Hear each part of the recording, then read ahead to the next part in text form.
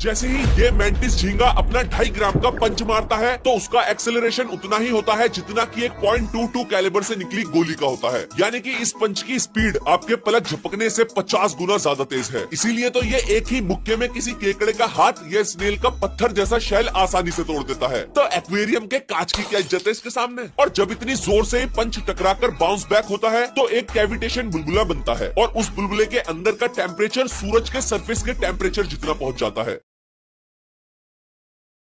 आप जानते हो कि विप यानी कि कोड़ा चलाने पर जो आवाज आती है ये सोनिक बूम की आवाज होती है। हाँ, वही जो सुपरसोनिक जेट से निकलती है, क्योंकि कोड़े की स्पीड भी साउंड की स्पीड से तेज होती है। दरअसल जब कोड़े को चलाया जाता है तो उसमें ये लहर सी उठती है और लंबा होने के साथ साथ कोड़े का एंड यानी कि टिप पतली होती है। तो जैसे जैसे ये लहर आगे टिप की तरफ बढ़ती है तो इसकी स्पीड भी बढ़ती जाती है और बढ़ते बढ़ते एंड में टिप की स्पीड साउंड की स्पीड से भी तेज हो जाती है, जिससे ये सोनिक बूम निकलती है।